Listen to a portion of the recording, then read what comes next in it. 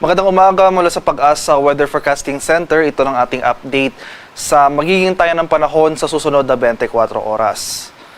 Kaninang alas 3 ng umaga, huling namataan itong si Severe Tropical Storm Tapa na dating si Bagyong Lani sa layong 910 kilometers kanluran ng extreme northern Luzon. So may taglay itong lakas ng hangin na malapit sa gitna na umaabot ng 95 kilometers per hour, pagbugso na umaabot ng 115 kilometers per hour. Yung movement nito ay north-northwestward sa bilis sa 15 kilometers per hour. Yung bagyong ito ay malayo na sa ating kalupaan at wala ng direktang epekto sa panahon sa ating bansa. Patuloy naman yung pag-iral ng easterlies o yung mainit na hangin galing sa Karagatang Pasipiko dito sa areas ng Southern Luzon, Visayas at sa Mindanao. Posible itong magdulot ng mataas na tsansa ng mga kaulapan at pag-ulan ngayong araw dito sa silangang bahagi ng Visayas at sa Mindanao. Samantala, sa Metro Manila at talalabing bahagi ng ating bansa, magpapatuloy itong generally maaliwalas sa panahon, maliban na lamang sa mga pulupulong pag-ulan na may pagkulog at pagkilat na dulot ng localized thunderstorms. At para naman sa magiging lagay ng ating panahon ngayong araw dito sa Luzon, so for Metro Manila and the rest of Luzon, asahan natin itong generally fair weather ngayong araw, bahagyang maulap hanggang sa maulap na papawirin. Sasamahan lamang yan ng mga usual late afternoon to evening na mga rain showers or thunderstorms. Maximum temperature forecast para sa Lawag ngayong araw, posibleng umabot ng 32 degrees Celsius, 31 degrees sa Tuguegarao at 22 degrees Celsius sa Baguio City. Maximum temperature forecast for Metro Manila ngayong araw, posibleng umabot ng 33 degrees Celsius, 32 degrees sa Legazpi at 29 degrees Celsius sa Tagaytay. Sa areas naman ng Palawan, Visayas at sa Mindanao, ito ang silangang bahagi ng Visayas-Mindanao area.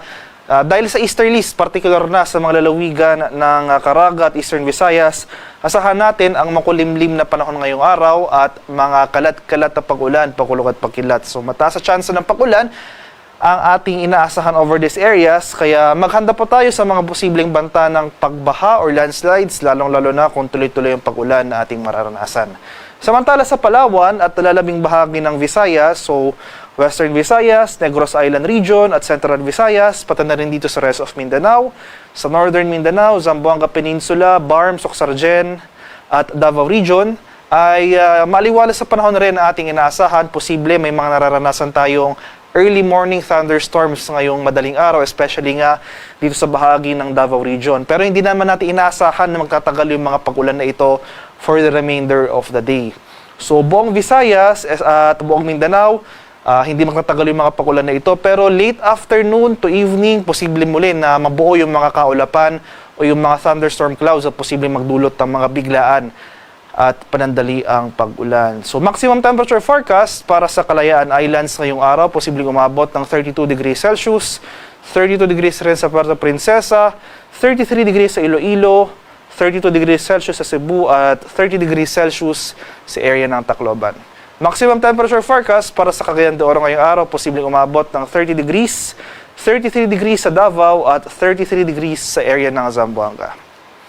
Sa kalagayan naman ng ating karagatan, walang gale warning na nakataas at banayad hanggang sa katamtamang pag-alon ang mararanasan sa malaking bahagi ng ating bansa. Para naman sa ating weather outlook sa mga susunod na araw, so Tuesday to Friday, wala tayong inaasahan ng mga magtatagal na pag-ulan dito sa ating bansa. So yung prevailing weather system natin ay yung easterlies o yung mainit na hangin galing sa Karagatang Pasipiko. So asahan natin yung bahagyang pagtaas ng ating maximum temperature, especially sa dakong tanghali hanggang sa hapon. So generally fair weather throughout the country. So hindi nangangahulugan na wala na tayong pag-ulan na mararanasan. Posibleng pa rin dyan yung mga usual late afternoon to evening na mga paulan na dulot ng thunderstorms, especially nga dito sa silangang bahagi ng ating bansa. Kaya patuloy tayong mag-monitor ng mga thunderstorm advisories na posibleng i-issue ng ating mga local Pag-asa Regional Services Centers sa ating mga lokalidad. At haring araw sa Kaminilaan ay sisikat mamayang 5:45 ng umaga, lulubog naman mamaya sa ganap na 6:03 ng hapon.